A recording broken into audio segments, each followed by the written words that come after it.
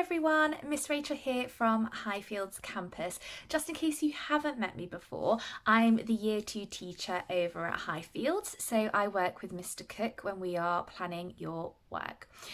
So today we're going to have a look at expanded noun phrases.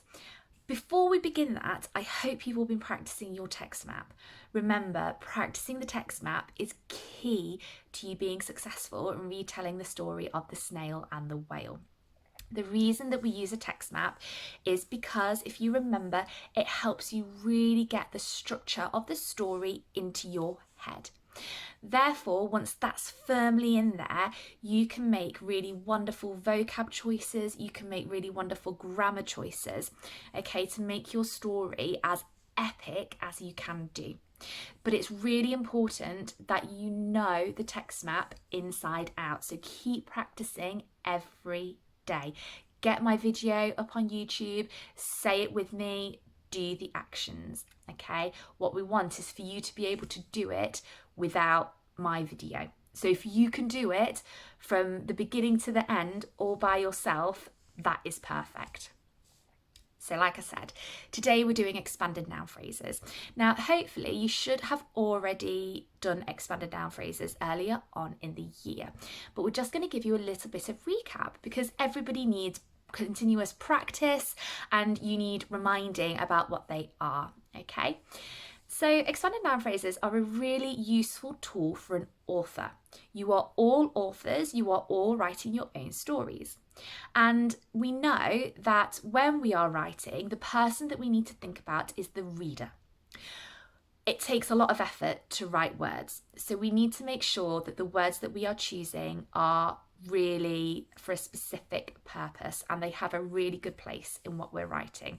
Otherwise, it's a waste of words, it's a waste of your energy and a waste of your brain power.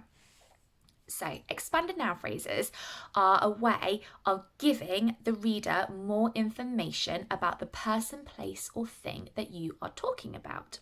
So, the noun, like I said, is a person, place, or thing. And you would use those adjectives to paint a picture in the reader's head. Remember, all the reader can see are the words that you write.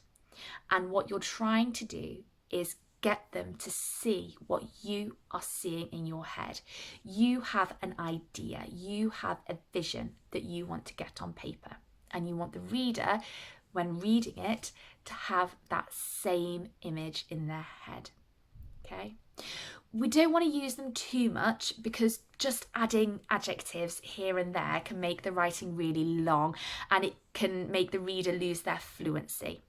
So when I'm writing, I tend to use no more than 3 adjectives to describe the noun.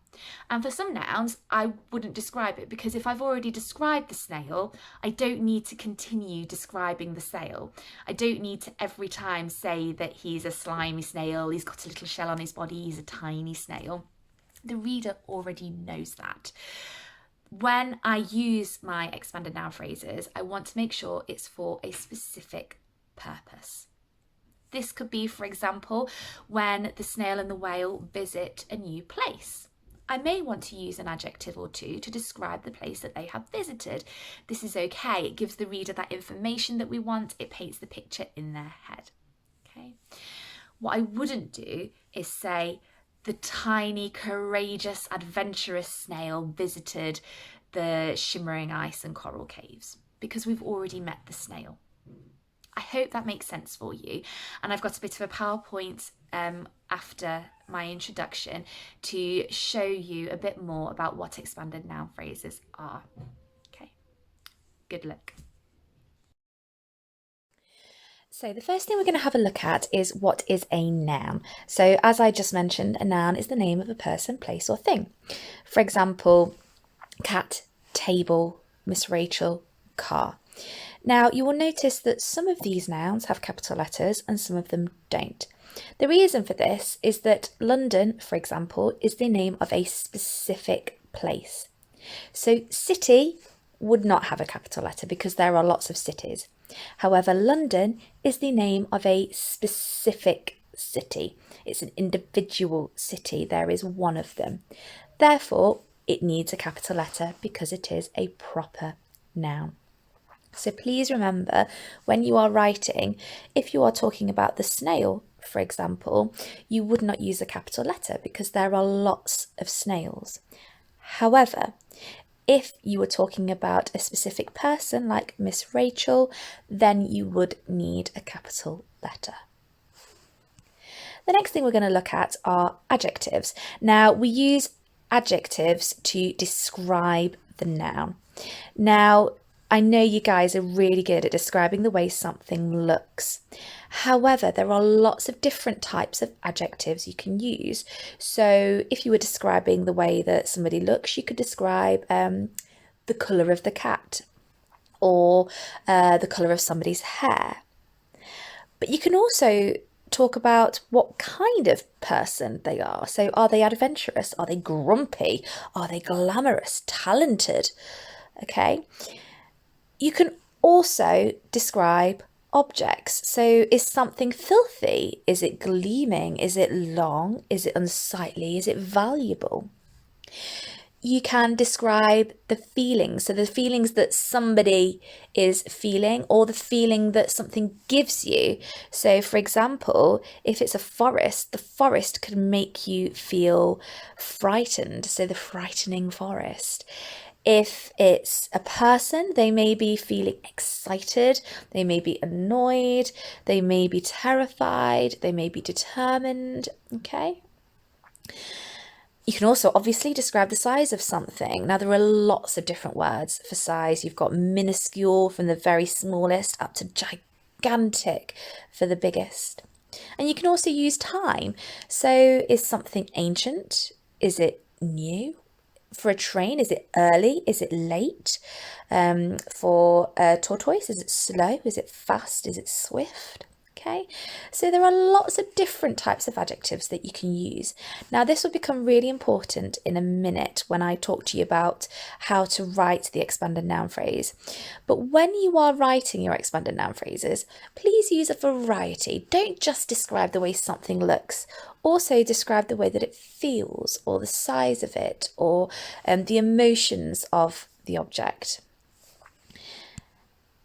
So now we're going to have a practice at creating an expanded noun phrase. So at the minute I have a noun phrase, the cat. In my head, I've got a picture of my cat, Jean, and I'm going to use some adjectives to describe her so that you have a better idea of what she looks like. So the cat. The friendly cat. She is a very friendly animal. She loves cuddles and snuggles. The friendly fluffy cat. The friendly, fluffy, black and white cat. Now, I hope you realised there that I was clicking for the comma. So when you put more than one adjective, you put a comma in between them to separate them. This allows the reader to take breath, to pause for just a slight second so they can take in what you have read. This is exactly like commas for a list, okay? You are creating a list of adjectives if you have more than one. However, you only use and if the adjective is the same type. So if I had done the friendly, fluffy, black cat, I would not need an and in there. However, I have chosen two colour adjectives, black and white, because Jean is half black and half white. So I must put an and in there. I wouldn't put a comma. So therefore, the phrase becomes the friendly, fluffy, black and white cat.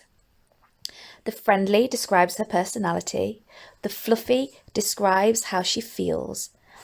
The black and white describes the way she looks, the colour of her fur.